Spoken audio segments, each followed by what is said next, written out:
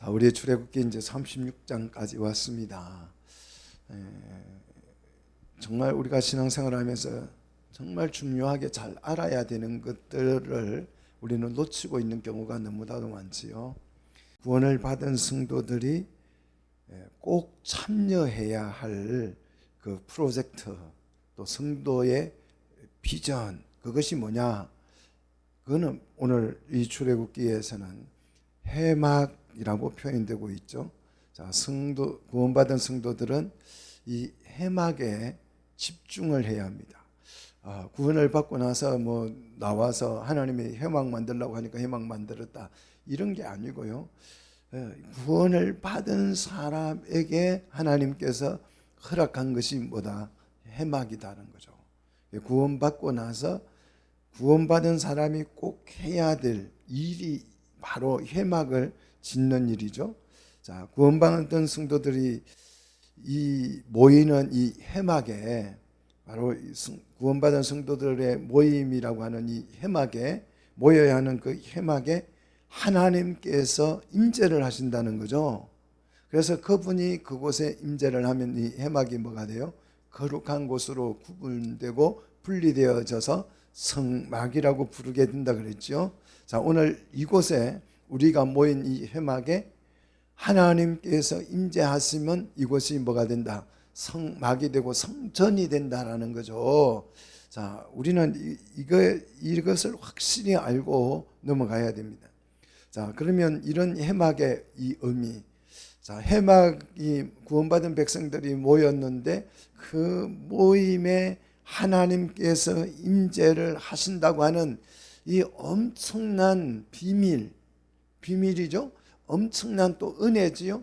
이것을 발견하게 되면 예수를 믿는 사람, 구원을 받은 사람은 누구든지 정말 발벗고 나서 적극적으로 목숨을 걸고 이 회막을 건축하는 일에, 회막을 세우는 일에 모든 구원받은 사람들이 정말 미친 듯이 참여할 수밖에 없다는 거죠. 자, 이 회막은 우리끼리 모여 있으면 그냥 회막이지만 여기에 누가 임재하신다고요? 하나님이 임재하신다니까요.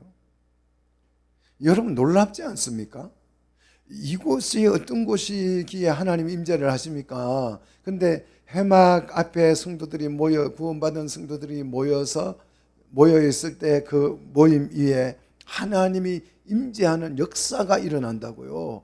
그러면 이 회막이라고 하는 것이 엄청난 거잖아요. 그래서 이 구원을 받은 성도들이 이 회막을 짓기 위해서 집에 있는 실 한 가닥이라도 들고 나올 수밖에 없다는 게 오늘 본문의 내용이에요. 오늘 본문이 그걸 설명하는 거예요. 그냥 가만히 앉아 있을 수가 없는 거죠. 여기에 참여하지 않으면 견딜 수가 없어서 실 한 가닥이라도 들고 나와야 된다는 거죠. 자, 오늘 그래서 1절, 2절을 보시면 회막의 건축 장인들이 소개되지요. 그 버살렛은 기술자지요. 그다음 올리압은 교사라 그랬습니다. 교관과 같은 사람이죠. 감독 같은 사람이죠. 자, 이 두 사람의 지도 아래 회막을 만들게 되는데 이 회막 사역에 참여할 사람의 자격이 있어요. 아무나 이 회막에 만드는 일에 참여할 수 있는 것이 아니고 이 회막에 참여할 수 있는 사람의 자격이 있는데 그 사람이 어떤 사람이냐 그러면 1절 보시면 마음이 지혜로운 사람이라는 거죠. 마음이 지혜로운 사람. 자, 그러면 똑똑하고 지혜로운 사람만 회막을 만드는 일에 참여할 수 있는가? 이 지혜가 어디서 왔는지를 계속해서 1절에서 설명하죠. 이 지혜는 어디서 왔다고요? 여호와께서 지혜와 총명을 그 사람에게 뭐 했다고요? 부어주셨다는 거죠. 그러니까 이 지혜라고 하는 것은 세상으로부터 공부를 해서 온 지혜가 아니고 하나님께로부터 온 지혜다라는 거죠. 자, 그렇다고 한다면 이 회막은 사람의 고안물이나 사람의 창작물이나 사람의 발명품이 아니에요. 하나님께로부터 온 지혜를 가지고 하나님이 말씀하신 그대로 해막을 짓는 거죠. 자, 그래서 하나님께서 이 해막을 만드는 사람에게 뭘 부어주셨다고요? 지혜와 총명을 부어주셨다는 거죠. 지혜와 총명이 사람에게서 온 것이 아니라 누구에게서 왔다고요? 하나님께로부터 온 지혜다라는 거죠. 자, 이 지혜를 얻은 사람은 성소에 쓸 모든 일을 할 줄 알게 하신 자들이다 그랬죠. 굉장히 중요하죠. 여기서 성소라는 말은 분리된 거룩한 곳이죠. 하나님이 임재할 그곳을 말하는 거죠. 하나님께서 임재할 그곳에 쓸 모든 업무, 자, 일이라고 하는 것은 업무를 말합니다. 거기에서 예배를 드리고 찬양하고 기도하고 제사하고 하는 그런 모든 업무를 할 줄 알게 하신 자들은 그랬습니다. 자, 우리가 신앙생활을 할 때에 예배의 의미를 충분히 이해한 사람이 예배를 제대로 드릴 수 있죠. 기도도 마찬가지죠. 기도를 충분히 이해한 사람이 기도를 제대로 할 수 있잖아요. 성경에도 보면 잘못된 기도가 많이 나오고 그러한 잘못된 기도 요구에 대해서 예수님께서 책망하시기도 하죠. 자, 우리가 이 성소에 쓸 모든 일을 할 줄 알게 하신 자들로 하여금 성막을 짓도록 했다는 거죠. 오늘 예배도 마찬가지입니다. 우리가 예배의 전문가가 되어야 될 줄로 믿습니다. 많은 성도들이 그래요. 자, 만인 제사장인데 우리도 다 제사장이다. 좋습니다. 누가 그걸 하지 말라고 그래요? 그러면 제사장이면 제사에 대해서만큼은 전문가가 돼야죠. 그냥 제사를 어떻게 예배할 줄도 모르고 예배가 뭔지도 모르면서 그냥 나는 제사장이고 라고 주장만 한다면 그거는 잘못된 거죠. 오늘 이 해막을 짓는 일에 할 줄 알게 하신 자들이, 사랑하는 성도 여러분, 오늘도 하나님께서 우리를 정말 지혜와 총명을 부어주셔서 기도할 줄 알게 하시고 예배할 줄 알게 하시고 찬양하게 할 줄 알도록 은혜를 주신 줄 믿습니다. 자, 여호와께서 명령하신 대로 세울 것을 말씀합니다. 해막은 개인의 생각이나 가치에 따라서 세우는 것이 아니죠. 가끔 목회 철학을 얘기하시는 분들이 많습니다. 나의 목회 철학은 이거야. 그래서 나는 이런 교회를 만들 거야. 나는 목회 철학이 선교야. 나는 목회 철학이 구제야. 이래서 그 구제에 맞는 특화된 교회, 선교에 맞는 특화된 교회 좋습니다. 좋은데 분명한 것은 교회는 누가 디자인하는 것입니까? 오늘 해막은 누가 디자인했어요? 하나님이 하신 거죠. 교회는 하나님이 디자인한 것이죠. 그래서 하나님이 디자인한 대로 설계하고 하나님이 계획하신 대로 해막이 이루어져야 그게 정상적인 해막이죠. 교회도 마찬가지입니다. 교회도 내 취향대로 내 어떤 가치에 따라서 세우는 것이 교회가 아니고 성경에 근거한 교회여야 합니다. 믿습니까? 성경이 말하고 있는 교회여야 교회지, 내가 내 취향에 맞게 교회를 예쁘게 막 커피숍과 함께 이렇게 해서 좋아요. 다 좋습니다. 그러나 우리가 그 속에서 이 교회를 이루는 데 있어서 그런 것들은 다 매개에 불과하고 실제 교회가 되는 데 있어서는 성경이 말씀하신 대로 교회가 세워져야 그것이 진짜 교회가 된다라는 거죠. 그래서 우리 신앙생활을 할 때에 취향대로 하지 말고 하나님의 말씀대로 신앙생활을 하게 되기를 주의 이름으로 축복합니다. 자, 이렇게 직분자를 세우시고 그들을 이제 2절에 보니까 부르죠. 브살렛과 오홀리압과 마음에 지혜로운 사람을 부었는데 2절을 보시면 이 지혜로운 사람은 마음에 여호와께로부터 뭘 얻고 왔다고요? 지혜를 얻고 와서 그랬죠. 해막 건축에 있어서 가장 중요한 것이 지혜입니다. 교회를 이루는데 지혜가 없으면 교회가 될까요? 안 될까요? 안 되죠. 그래서 여호와를 경외하는 것이 지혜의 근본이다. 이 성경에서 그래서 지혜를 엄청나게 강조합니다. 우리가 세상 살아갈 때 지혜라는 말을 그렇게 즐겨 쓰지 않잖아요. 그런데 성경에서는 이 지혜가 이게 없으면 해막을 지을 수가 없다는 거예요. 하나님을 경외할 수도 없는 것이고 하나님을 찬양할 수도 예배할 수도 없는 거죠. 해막 건축에 있어서 가장 중요한 것은 지혜인데, 이 지혜가 어디로부터 온 지혜여야 한다고요? 세상으로부터 온 지혜가 아니고 하나님으로부터 온 지혜여야 한다. 하나님께서 우리에게 이 지혜를 부어주셔서 교회가 이루어지는 역사가 있기를 원합니다. 자, 이 지혜를 받은 사람만이 해막 건축에 참여할 수 있다는 거죠. 그러면 하나님으로부터 온 지혜만 있다고 성막을 우리가 올바른 성막을 만들 수 있는가? 그렇지 않죠. 그 일을 하려고 마음에 원하는 모든 자들을 불렀다 그러죠. 마음에 원하는 자, 하나님이 지혜를 부어 주셨을 뿐만 아니라 마음에 원하는 감동, 그러니까 이 해막을 짓고 싶은 마음의 감동이 일어나야 된다는 거죠. 지혜를 얻었는데 나는 교회를 해막을 짓고 싶은 마음이 안 생겨요. 그러면 여기에 참여할 수 있습니까? 없습니까? 참여할 수 없는 거죠. 나는 해막을 지어서 돈을 벌고 싶어. 돈을 벌 목적으로, 그것도 의미가 없는 거죠.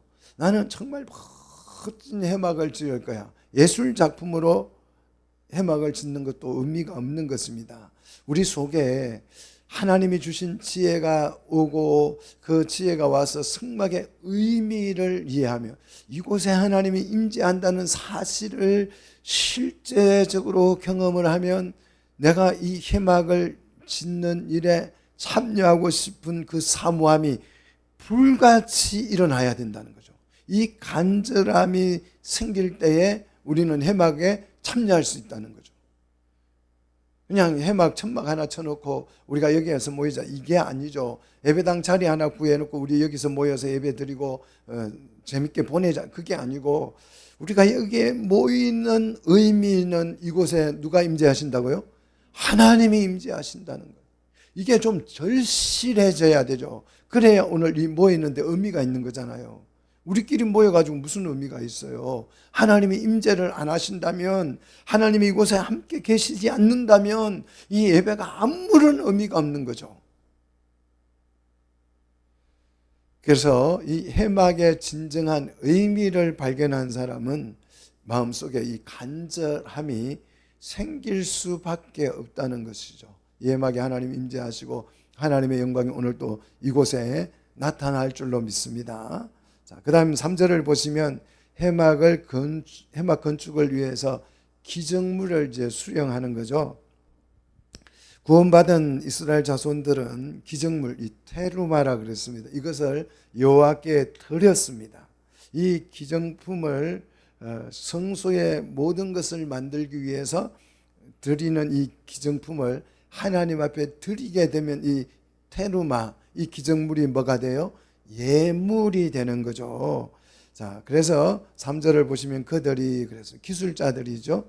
자, 그 기술자들이 이스라엘 자손의 성소의 모든 것을 만들기 위하여 가져온 예물을 모세에게서 받았다, 수령을 했다는 거죠. 자, 해막은 구원받은 성도들이 가져온 그 예물을 가지고 만드는 것이, 그냥 어디 가서 물건을 수입해 와서 사와서 만드는 것이 아니고 구원을 받은 성도들이 가져온 것으로 뭘 만든다? 해막을 만든다는 거죠. 자, 그래서 하나님께 성도들의 손에 의해서 들어진 그것을 가지고 성막을 만드는데, 이 예물을 가져오는데 놀라운 일이 일어나죠. 해막을 만드는 모든 재료를 다 수령해서 그 해막을 만들기에 충분한데도 불구하고 백성들이 어떻게 합니까? 3절, 아침마다 자원하는 예물을 연하여 가져왔다. 연결해서 계속 가져왔다는 거죠. 충분한데도. 예물, 이 네디바라는 자원 예물, 자발적인 자유의지, 이런 뜻인데요. 자, 해막의 진정한 가치와 의미를 발견했기 때문에 사람들은 이 해막을 짓는 일에 참여하기 위해서 예물이 충분한데도 불구하고 계속 아침마다 자원해서 사람들이 가져오더라는 거죠.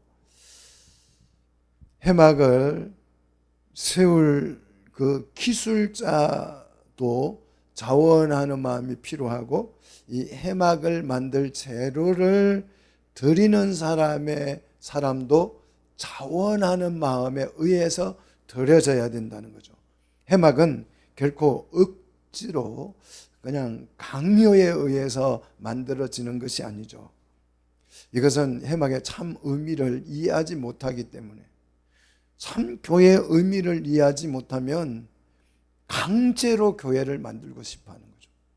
그래서 막 예배당을 지어서 여기에 그냥 작정을 하게 해서 억지로 그냥 빚을 내서라도, 그래서 예배당을 근사하게 지면 사람들이 많이 모이게 되니까, 요즘 시대가 그렇잖아요.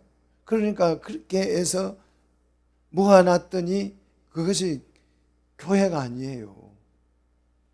무슨 단체가 돼가지고, 구호단체, 선교단체가 돼가지고 교회가 이루어지지 않아요. 그래서 그 교회가 진리가 지배하지 못하고 그냥 세상 사상이 그대로 교회 안에 녹아지지 않고 그대로 살아있어요. 그대로 교회에 와서 분리됐는데도 불구하고 그 사상이나 생각이 말씀 진리 앞에서 하나도 녹아지지 않고 그대로 있기 때문에 오늘날 이 교회들이 진리를 선포할 수가 없어요. 우리 교회는 진리를 선포하면 아멘 하는데, 다른 교회는 선포하면 그날부로 교회가 반으로 쫙 나누어지죠. 너무 신기할 정도로 잘 나누어져요. 그래서 진리를 그냥 조심조심, 진리인 듯 아닌 듯 중간에 서가지고, 그러다가 말 한마디 잘못하면 어떻게 됩니까? 실수라도 한마디, 그냥 조금이라도 한쪽으로 치우친 듯한 말을 하면 그날 난리 나는 거죠. 우리가 해막을 가치, 의미를 발견하면 우리의 마음이 녹아져서 자원하는 마음이 불같이 일어나고, 우리의 모든 생각, 사고들이 다 그 진리 가치 안에서 완전히 녹아지는 것이죠. 교회도 억지로 만들어지는 것이 아닙니다. 교회의 의미를 우리가 정말 알게 되면 우리 모두는 지금 우리 현재처럼 신앙생활을 하지 않을 거예요. 정말 교회의 가치를 깊이 알게 되면 내가 이렇게 신앙생활을 하는 걸로 만족할 수가 없어요. 교회의 가치가 너무 크기 때문에 그러죠. 우리 자원하는, 우리의 예물을 들어서 해막을 짓는다고 하는 것은 이 물질을 드린다는 개념보다는 나 자신을 들여서 내 자신의 자원하는 재물이 되어지는 것을 의미하는 거예요. 내가 뭐 헌금하고 하는 이게 내 몸을 드려야 하는데 내 몸을 드릴 수가 없으니까 나를 대표하는, 나를 대신하는 예물을 들어서 제물로 삼는 거죠. 교회의 가치를 알고 해막의 가치를 알게 되면 우리가 이렇게 할 수밖에 없다는 거죠. 그래서 4절 보시면 이 자원하는 재물이 넘쳐났다, 예물이 넘쳐났다는 거죠. 그래서 결국 성소의 모든 일을 하는 지혜로운 자들이 각기 하는 일을 중지하고 와서 5절 자원하는 재물이 충분하다는 것을 알리죠. 우리 5절 같이 읽겠습니다. 모세에게 말하여 이르되 백성이 너무 많이 가져오므로 여호와께서 명령하신 일에 쓰기에 남음이 있다 그랬어요. 남음이 있다.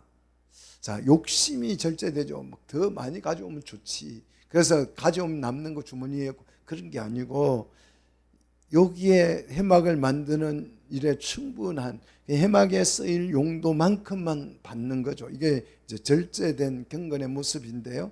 자, 이렇게 모세에게 알렸더니 6절에 모세가 공포하죠. 남녀를 막론하고 성소에 드릴 예물을 다시는 만들지 말라, 가져오지 말라는 거죠. 그래서 백성들이 비로소 중단을 했는데 7절에 보니까 있는 재료가 모든 일을 하기에 뭐 했다요?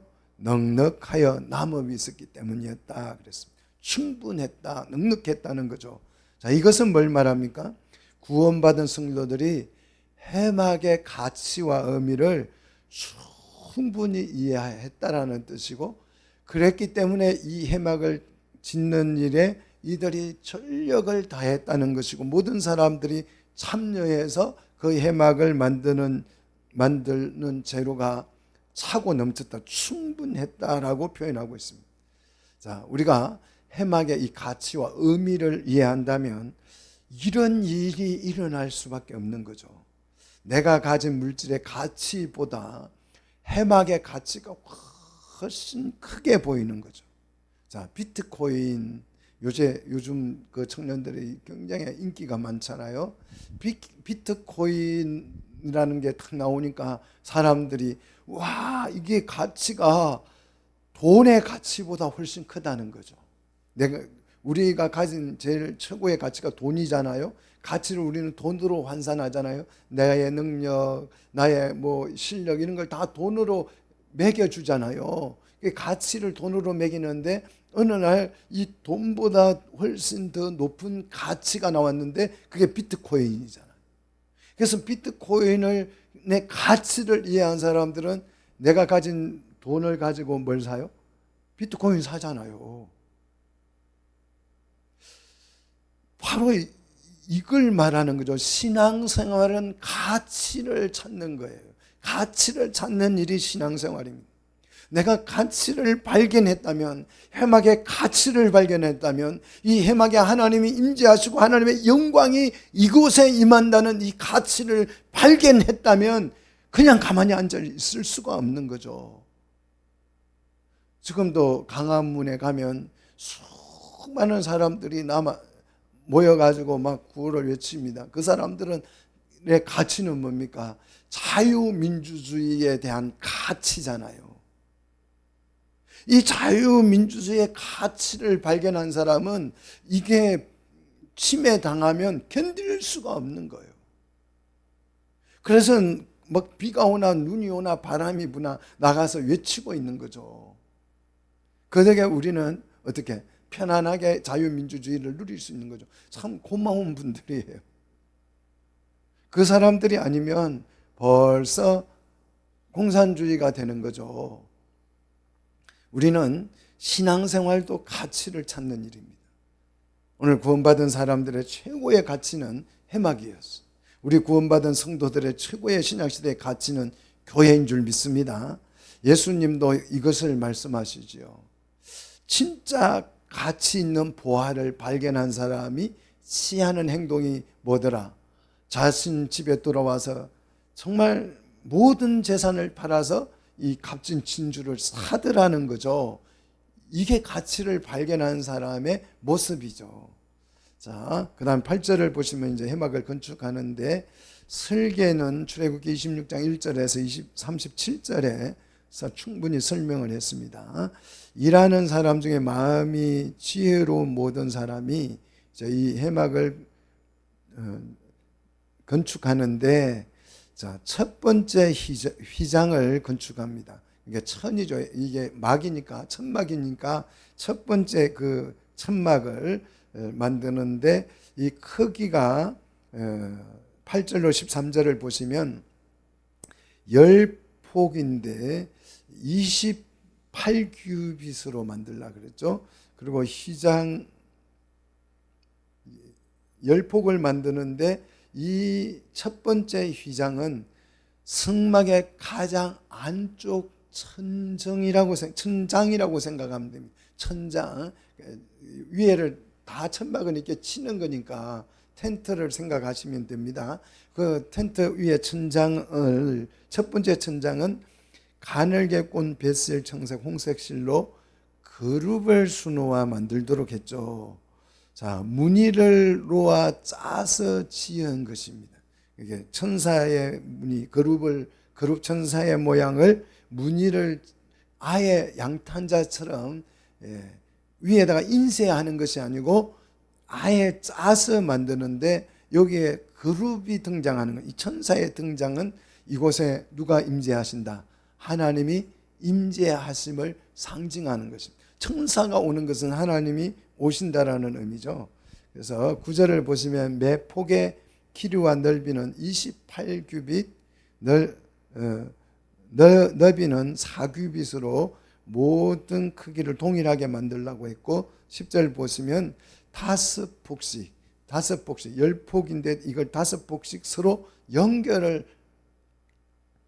연결해서 만들라는 거죠. 그러면 연결하기 위해서 11절 보니까 뭐가 필요해요? 고리가 필요하다는 거죠. 그래서 연결할 양쪽 끝에 끝가에 청색고를 만든다 그랬는데, 이 고는 고리라는 뜻입니다. 고리를 만들고 12절 보면 고리가 몇 개예요? 50개씩 달라는 거죠.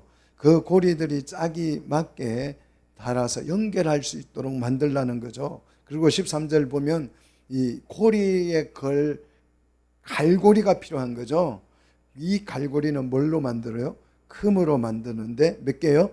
50개를 만들라, 신개를 만들라는 거죠. 그래서 이 두 휘장 10폭짜리를 5폭씩으로 만들었으니까 두 휘장을 연결하도록 하여서 한 막을 이루게 하라 그랬죠. 자, 이걸 한 통으로 짜는 것이 아니고 5폭씩 2개를 만들어서 연결 고리를 만들어서 이걸 연결해서 한 막이 되게 하는 거죠. 이게 교회예요.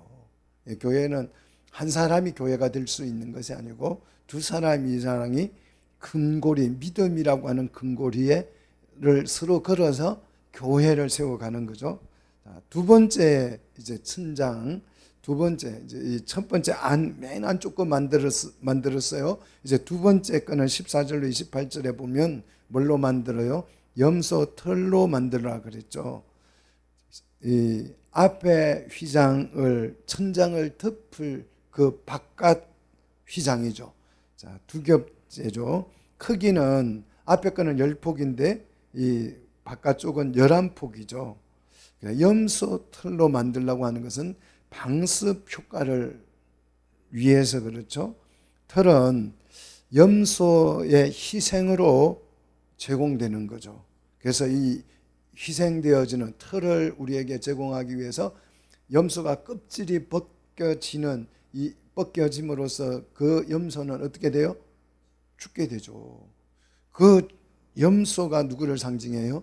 우리를 위해서 대신 죽으신 예수 그리스도의 희생을 의미하는 거죠. 자, 15절 매폭의 길이와 넓이는 30규빗, 4규빗으로 하게 하고 크기는 모두 동일하게 만들고 16절 11폭을 5폭과 6폭으로 다시 나누는 거죠. 그러니까 통으로 짜는 게 아니죠. 5폭과 6폭으로 나누어서 서로 연결을 시키는데 이 연결하기 위해서 양쪽 고리를 17절 몇 개요? 역시 50개를 만들도록 했고 18절 요 바깥 천은 맨 안에는 금고리를 만들었는데 18절 보시면 바깥 두 번째 이제 이 겉에 천막은 놋 갈고리로 만들라 그랬죠.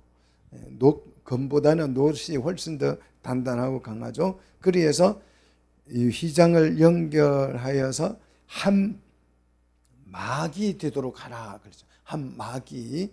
자, 그다음 세 번째는 19절 보시면 붉은 물 들인 순양의 가죽으로 만들라는 거죠. 자, 이제 그 염소털 휘장을 또 덮는 세 번째 막이죠. 19절 붉은 물 들인 할 때 이 붉은 물 들인 이것은 이제 헬라어로 아담입니다. 아담의 죽음으로 이런 뜻이죠. 자, 이 아담이라는 원래 단어 뜻이 무슨 뜻이에요? 붉다는 뜻이죠. 붉어서 아담이라. 그래서 항톡으로 하나님께서 사람을 처음으로 붉게 만들었다 그래서 아담이라고 한다 이렇게 말을 이해하죠, 사람들이. 자, 이 붉은 물 들인 이 아담이라는 단어예요. 이 붉은 물 들인 이 아담은 누구를 상징합니까? 역시 그리스도를 상징하죠. 그러니까 이게 암양이면 안 되고 암양이 아니고 무슨 양이어야 돼요? 순양이어야 된다는 거죠. 자, 이 순양을 가지고 이제 막의 덮개, 겉덮개를 만드는 거죠. 자, 그다음 이 순양의 가죽을 또 덮을 가죽을 만드는 거죠. 그게 뭐냐 그러면 해달의 가죽으로 만들려고 하는 거죠. 여기서 해달은 돌고래라고 생각하시면 됩니다. 이게 네 번째 덮개죠. 자, 해달의 가죽은 광야의 폭풍과 바다 모래바람과 또 비와 우박 이런 것을로부터 보호하기 위해서 해달의 가죽을 벗겨서 이제 마지막 외벽을 만드는데 이 외부로부터 오는 환난과 핍박을 다 받아낸 예수 그리스도를 상징하는 것입니다. 자, 성막의 덮개는 총 그래서 4겹입니다. 4겹. 첫 번째 맨 안쪽에 있는 게 삼색 천으로 그룹을 수놓은 천막이고, 그 다음 바깥이 염소털이고, 그 다음 수양의 가죽이고, 맨 끝에가 해달의 가죽으로 만들었다 그랬습니다. 이렇게 이 성막은 4겹으로 완전히 보호를 하는 거죠. 다시 말해서 세상의 죄악이 교회 안으로 들어오지 못하도록 완벽하게 보호를 하도록 만든 거죠. 근데 요즘 교회가 너무 엉성해요. 그냥 세상 사상이 그대로 다 들어옵니다. 하나도 안 걸려져요. 막이 없는 거죠. 그리스도의 여러분 십자가의 보혈로 여러분을 막을 만드시기를 축복합니다. 그 다음 20절로 30절을 보시면 성막의 조각목 널판을 이제 소개하는데, 이 성막을 세우는 용도죠. 널판은 21절 보니까 각 판의 길이와 넓이는 10규빗 4규빗으로 하고, 22절 각 판마다 연결할 2촉을 만들라 그랬어요. 이 촉은 아마 여러분 그 널판지를 이어갈 때에 뾰족하게 튀어나오는 것을 말할 거예요. 홈 같은 걸, 이 홈 같은 걸 만들어서 연결시키는데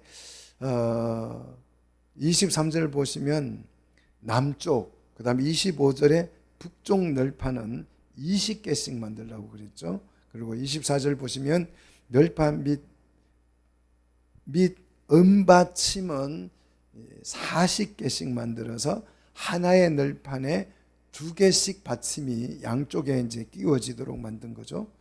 자, 그리고 각 널판이 서로 이제 26절에 연결시키고, 27절 서쪽 장막 뒤쪽이라 그랬어요. 서쪽은 장막 뒤쪽이라고 표현되어 있고, 이 서쪽 널판은 6개죠. 자, 남쪽과 북쪽은 20개씩이에요. 그리고 뒤쪽 서쪽은 널판이 6개입니다. 자, 그리고 28절 장막 뒤 2모퉁이, 모퉁이의 널판 2개는 29절 보시면 아래에서 위까지 2겹 두께로 윗꼬리에 이르도록 만들라 그랬죠. 그러니까 모서리에 있는 것은 2겹을 만들어서 튼튼하게 만들었다는 것이죠. 그리고 30절 널판 뒤쪽 널판 총 8개 받침, 8개 받침은 16개 널판 위에 2개씩 만들라고 그랬죠. 자, 그리고 그러면 여기서 이제 그 남쪽, 북쪽, 서쪽이 나왔어요. 그러면 남쪽은 왜 없을까요? 동쪽은 왜 없을까요? 자, 남쪽도 만들었고 북쪽도 만들었어요. 그러면 서쪽도 만들었어요. 그러면 동쪽은요? 동쪽은 뭐가 있어요? 문이 있는 거죠. 문이 있으니까 널판으로 막으면 안 되잖아요. 그죠? 예. 성전의 문은 어디로 나 있다? 동쪽으로 나 있다. 왜 동쪽으로 나 있어요? 해가 동쪽에서 뜨지. 그 해가 누구를 상징하는 거예요? 예수님. 예수님이 어디에서 온다? 동쪽에서 온다라고 사람들은 생각을 하는 거죠. 자, 그 다음에 31절로 34절에 보시면 띠를 만드는데 가로대입니다. 가로대. 조각목 띠, 또 중간 띠라고 표현되어져 있죠. 자, 이 성막 널판을 연결하여 고정하는 역할을 하겠죠. 그리고 좌우와 뒤쪽 5개씩 도합 15개를 만들도록 했고, 34절 보시면 이 널판과 가로대 또 깰코리 이 모든 것은 전부 다 뭐로 싸라 그랬어요? 금으로 싸도록 했죠. 금이 필요한 거죠. 우리가 해막을 만드는데 뭐가 필요하다고요? 금이 필요해요. 그래서 여러분 집에 있는 금덩어리라는 금덩어리는 다음 주에 모조리 다 가지고 오시기를 바랍니다. 여기서 금이 뭘 말하는 거예요? 욥이 그러잖아요. 욥이 엄청난 고난을 받으면서 그가 뭐라고 고백합니까? 주께서 나를 단련하신 후에 나를 어떡하지? 점검같이 쓰리라는 거예요. 우리가 금이 되는 거죠. 우리가 금이 돼야 되는 거죠. 그죠?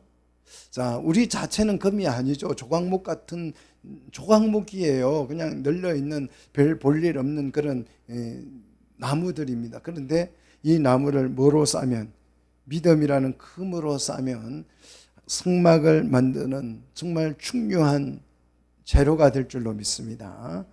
자, 그다음 이제 37절로 38절을 보시면 이제 성막의 입구, 드디어 동쪽이 나오죠. 자, 동쪽은 37절 보시면 청색, 자색, 홍색, 가늘게 꼰 뱃슬로 이제 술을 놓아서 휘장을 만드는데 이 문은 누구를 상징한다고요? 예수 그리스도를 상징한다고 그랬죠. 그래서 청색, 자색, 홍색, 가늘게 꼰 뱃슬은 누구를 상징해요? 예수님을 상징하는 거죠. 예수님이 나는 양의 뭐다? 문이다. 이렇게 말했던 거죠. 자, 이 성막의 문은 예수님을 상징합니다. 그래서 누구든지 이 문으로 들어오지 않는 자는 다 도둑이다. 그렇게 말씀하셨죠. 자, 38절 해망 휘장의 문에 기둥 5개가 필요하고, 자, 그 다음에 갈고리, 기둥, 머리, 가름대가 필요하고, 이 모든 것을 뭐로 싸라고요? 금으로 싸고, 기둥의 받침대는 노스로 만들라고 그랬죠. 노스로 만드는 이유는 견고함을 의미하는 거죠. 그래서 금같이 보배로운 믿음도 필요하지만 노처럼 견고한 믿음도 필요한 줄 믿습니다. 자, 우리가 어떤 분은 견고한 녹과 같은 믿음이 되어서 받침대가 되기도 하고, 어떤 믿음은 금처럼 아름다워서 또 영화로워서 또 널판이 되기도 하고 기둥이 되기도 하는 거죠. 자, 26장 36절로 37절에서 말씀하신 그대로를 지금 다 만든 거죠. 자, 하나님의 성막은 말씀하신 대로 만드는 거죠. 내가 편리를 위해서 내가 원하는 가치에 따라서 만드는 것이 아니고 말씀한 대로 만드는 것이야 하고, 보잘것없는 이 조각목도 금으로 싸면 성막이 된다라고 하는 사실을 우리에게 가르쳐 줍니다. 금이라고 하는 것은 하나님의 거룩함을 상징하고요, 하나님의 영광을 나타내기도 하는 거죠. 그래서 이 성막을 금으로 싼 것은 하나님의 영광이 이곳에 나타난다는 것을 표현하는 것이고, 또 희생과 헌신을 의미하기도 하고, 변하지 않는 이 금의 특성은 우리의 변치 않는 믿음과 견고함, 영원함을 상징하기도 합니다. 사랑하는 우리 성도 여러분, 우리는 오늘 이 출애굽기를 배우면서 가치를 발견해야 합니다. 성막의 가치. 이 성막의 가치는 그곳에 누가 임한다고요? 하나님이 임재하시고 하나님의 영광이 나타나는, 이 가치를 발견한 사람들만이 자원하는 마음이 생겨서 성막을 지을 수 있는 것이고, 자, 우리는 이제 신약시대 성도들은 교회의 가치를 발견하는 거죠. 이 교회에 우리가 모인 이곳에, 아이고 얼마 안 모이고 몇 사람 안 모였는데, 이게 아니라 우리가 주의 이름으로 모인 곳에, 두세 사람이 내 이름으로 모인 곳에 내가 그들과 함께 하리라. 예수님의 그 약속의 말씀을 믿고 여기에 한 교회를 이루기 위해서 우리는 금 갈고리를 만들어서 지금 서로를 걸고 있어서 한 막을 이룰 거예요. 이것이 하나님이 거하시는 거처, 성전, 집이 될 줄로 믿습니다. 이 가치를 발견하셔서 한 교회를 이루어가는 우리 성도들이 되시기를 주의 이름으로 축복합니다.